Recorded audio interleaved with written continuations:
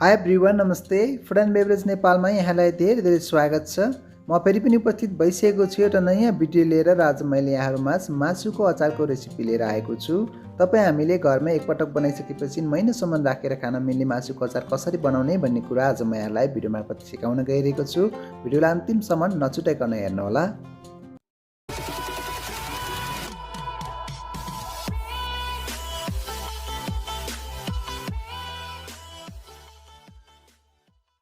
सबैभन्दा पहिले मासुको अचार बनाउनको लागि हामीले छुट्टै मसला तयार गर्नुपर्ने हुन्छ, जसका लागि हामीले हिट अन गरेर एउटा तावा बसालेका छौँ, जसमा हामीले 1 चम्मच गेडा धनियालाई राख्छौँ। त्यस्तै गरी हामीले 1 चम्मच गेडा जिरालाई पनि लिएका छौँ, यसलाई पनि यसमा राख्छौँ। त्यस्तै यहाँ हामीले आधी चम्मच जति तोरीको गेडालाई लिएका छौँ, तोरीको गेडालाई पनि यसमा राख्छौँ। तोरी सँगसँगै यहाँ हामीले आधी चम्मच जति टिमुरको गेडालाई पनि लिएका छौँ, यो टिमुरको गेडालाई पनि हामी यसमा राख्छौँ। त्यसै गरी हामीले 6-7 वटा सुकेको खोर्सानीलाई लिएका छौँ, सुकेको खोर्सानीलाई पनि हामीले यसमा राख्छौँ। खोर्सानी चाहिँ हजुरलाई पिरो कतिको मनपर्छ त्यहीअनुसार पनि राख्न सक्नुहुनेछ। त्यसै गरी यहाँ हामीले थोरै मरिचको गेडालाई पनि लिएका छौँ, यसलाई पनि यसमा राख्छौँ। यति सबै कुरा राखिसकेपछि हामीले यो सबै कुराहरू राम्रोसँग भुटिने गरी भुट्नुपर्छ। यसरी भुट्दाखेरि हजुरले खोर्सानीलाई चाहिँ छुट्टै भुट्नु भए पनि हुन्छ। यहाँ चाहिँ हामीले यो राम्रोसँग भुटिसकेका छौँ, हजुरले यहाँ देख्न सक्नुहुन्छ। यसबाट चाहिँ हल्का हल्का धुवा पनि आइसकेको छ। यति भइसकेपछि यसलाई हामीले राम्रोसँग सेलाइसकेपछि यो मिक्सरको जारमा राखेर पिस्न गइरहेका छौँ। यो सबै कुरालाई हामी यो मिक्सरको जारमा राख्छौँ। यसलाई हजुरहरूले खला अथवा सिलौटामा पनि पिस्न सक्नुहुनेछ, तर पिस्दाखेरि चाहिँ सकेसम्म मसिनो हुने गरी पिस्नु होला। हेर्नुहोस् त, यहाँ हामीले मसलालाई राम्रोसँग मसिनो हुने गरी पिसिसकेका छौँ। हामीले मासुको अचार मिठो बनाउनको लागि यतिको मसला चाहिँ तयार गर्नुपर्ने हुन्छ। यसरी मसला तयार भइसकेपछि नै हामीले अचार बनाउनको लागि आधी केजी कुखुराको मासुलाई लिएका छौँ। यहाँ चाहिँ हामीले हल्का हड्डी भएको मासुलाई लिएका छौँ। हजुरलाई हड्डी राखेको मन पर्दैन भने हड्डी नराखी पनि लिन सक्नुहुनेछ। मासु चाहिँ हजुरलाई कति अचार बनाउनु पर्ने हो त्यही अनुसार लिनुहोला। कुखुराको मासुको ठाउँमा चाहिँ हजुरले यही विधि अपनाएर खसी अथवा राँगाको मासुबाट पनि अचार बनाउन सक्नुहुनेछ। अब चाहिँ हामी यो मासुलाई फ्राई गर्न गइरहेका छौँ, जसका लागि हामीले हिट अन गरेर साधारण भाँडो बसालेका छौँ र यसमा हामी तेल राख्छौँ। हामीले अचारको लागि मासु फ्राई गर्दाखेरि चाहिँ तेल एकदमै राम्रोसँग हिट भइसकेपछि मात्रै हाल्नुपर्ने हुन्छ। हजुर यहाँ देख्न सक्नुहुन्छ हाम्रो तेल चाहिँ एकदमै हिट भइसकेको छ र अब चाहिँ हामी यो मासुलाई यसमा राख्न गइरहेका छौँ। यहाँ हामीले लिएको सबै मासुलाई एकैचोटि फ्राई गर्न गइरहेका छौँ। यहाँ हामीले थोरै मासु लिएको कारणले गर्दा एकैचोटि फ्राई गर्न गइरहेका छौँ। यदि हजुरले धेरै मासु लिनुभएको छ भने थोरै गरेर फ्राई गर्नुहोला। हामीले अचारको लागि मासु फ्राई गर्दाखेरि एकदमै ध्यान पुर्याउनु पर्ने भएको कारणले गर्दा म हजुरहरूलाई यो कुरा भनिरहेको छु। हामीले मासु फ्राई गर्दा जहिले पनि यो मासुमा भएको पानी चाहिँ राम्रोसँग सुक्ने गरी फ्राई गर्नुपर्ने हुन्छ। यहाँ हजुरले देख्न सक्नुहुन्छ, यहाँ हामीले यतिको फ्राई गरेका छौँ र यो मासुको चाहिँ राम्रोसँग पानी सुकिसकेको छैन। हामीले मासु फ्राई गर्दाखेरि मासुको पानी राम्रोसँग सुकेन भने चाहिँ हाम्रो अचार चाँडै बिग्रिने र नमिठो पनि हुने हुन्छ। त्यो भएकाले हामीले यो मासुमा रहेको पानी सबै राम्रोसँग सुकाउनु पर्ने हुन्छ। अब भने हजुरहरू यहाँ देख्न सक्नुहुन्छ मासु एकदमै राम्रोसँग रातो भएर फ्राई भइसकेको छ। हामीले अचारको लागि मासु फ्राई गर्दाखेरि चाहिँ यतिको रातो हुने गरी फ्राई गर्नुपर्ने हुन्छ। यतिको फ्राई गऱ्यौँ भने मासुको अचार चाहिँ हामीले 2-3 महिनासम्म मजाले राखेर खान सक्छौँ। अब चाहिँ हामी यो मासुलाई तारेर निकाल्न गइरहेका छौँ।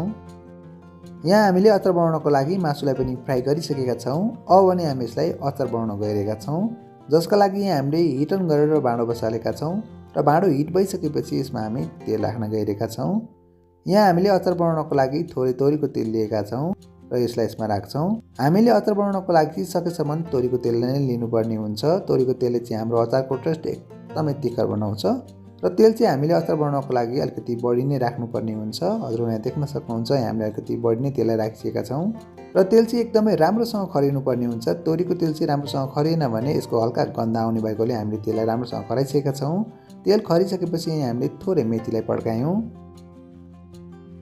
मेथी सँगसँगै हामीले मसिनो गरेर काटेको थोरै लसुन लिएका छौँ र यो लसुनलाई पनि यसमा राख्छौँ। लसुन राखिसकेपछि यहाँ हामीले लसुन जस्तै मसिनो गरेर काटेको अदुवालाई लिएका छौँ र यो अदुवालाई पनि यसमा राख्छौँ। हामीले यो अदुवा र लसुनलाई चाहिँ अलिक ठुल्ठुलै टुक्रा बनाएका छौँ, किनभने हामीले अचार सँगसँगै यो टुक्रा अदुवा अथवा लसुनलाई खाँदा पनि हाम्रो अचारको टेस्ट एकदमै मिठो आउने हुन्छ। यति भइसकेपछि हामीले यो अदुवा र लसुनलाई राम्रोसँग ब्राउन हुने गरी फ्राई गर्नुपर्छ। अदुवा लसुन ब्राउन भइसकेपछि यसमा हामी थोरै बेसार राख्छौँ। बेसार राखिसकेपछि हामीले थोरै धुलो खोर्सानीलाई पनि यसमा राख्छौँ। यो धुलो खोर्सानी चाहिँ हजुरले राख्नु भए पनि हुन्छ अथवा नराख्नु भए पनि हुन्छ। यति भइसकेपछि यहाँ हामीले अघि तयार पारेको यो मसला राख्छौँ र यो मसला चाहिँ हामी 3 चम्चा राख्छौँ।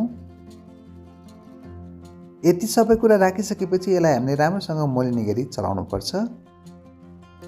मसलाहरू राम्रोसँग मोलिसकेपछि अब हामी यसमा अघि हामीले फ्राई गरेर राखेको यो मासुलाई राख्छौँ। मासुलाई राखिसकेपछि हामीले मासुलाई पनि राम्रोसँग यो मसलामा मोलिने गरी चलाउनु पर्छ। मासुमा मसला राम्रोसँग मोलिसकेपछि अब हामी यसमा नुन राख्न गइरहेका छौँ। नुन हजुरले आफ्नो स्वादअनुसार राख्नुहोला।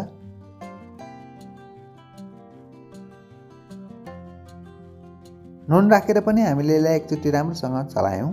यति भइसकेपछि चाहिँ हाम्रो मासुको अचार लगभग तयार भइसकेको छ। अब चाहिँ हामीले यसको हिट अप गरिसकेपछि अब हामी यसमा अमिलो राख्न गइरहेका छौँ। यहाँ हामीले यसमा राख्नको लागि आधी चम्मच चुकलाई लिएका छौँ। यो चुकको ठाउँमा चाहिँ हजुरले भिनेगरलाई पनि लिन सक्नुहुनेछ र चुक चाहिँ हजुरलाई अमिलो कतिको मनपर्छ त्यहीअनुसार राख्नुहोला। अमिलो राखिसकेपछि अचारमा सबैतिर राम्रोसँग अमिलो मोलिने गरी हामीले यसलाई चलाउनु पर्छ। यति भइसकेपछि चाहिँ अब हाम्रो मासुको अचार चाहिँ तयार भइसकेको छ। हजुरले यहाँ देख्न सक्नुहुन्छ। हेर्नुहोस् त, यहाँ हामीले यस्तो मासुको अचार तयार गरेका छौँ। तयार भइसकेको यो अचारलाई अब हामी चिसो हुन दिन्छौँ। यो चाहिँ चिसो पनि भइसकेको छ। हजुरले यहाँ देख्न सक्नुहुन्छ। यो चिसो भइसकेपछि अब हामी यसमा कागती राख्न गइरहेका छौँ। यहाँ हामीले यसमा राख्नको लागि सानो टुक्रा कागतीलाई लिएका छौँ। यो कागतीको रस राख्दाखेरि अघि हामीले राखेको चुक र यो कागतीको कम्बिनेसनले हाम्रो अचारको टेस्ट एकदमै मिठो आउँछ। कागती राखिसकेपछि फेरि पनि हामीले यो कागतीलाई राम्रोसँग अचारमा सबैतिर मोलिने गरी चलाउनु पर्छ।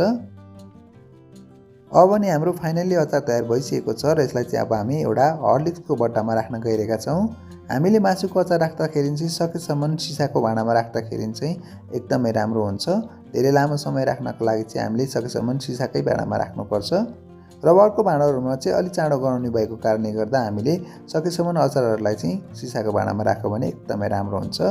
यसरी हामीले घरमै मासुको अचार बनाएर महिनौसम्म राखेर खान सक्छौँ। यदि हजुरलाई आजको हाम्रो मासुको अचार बनाउने तरिका मन पर्यो भने हजुरले पनि घरमा बनाएर खानुहोला र कस्तो हुन्छ आफ्नो अनुभव कमेन्ट बक्समा आएर हामीलाई कमेन्ट पनि गरिदिनु होला। भिडियोमा भएका सानातिना कमजोरीहरूलाई हजुरले बुझिदिनुहुनेछ भन्ने मैले पुनः आशा लिएको छु।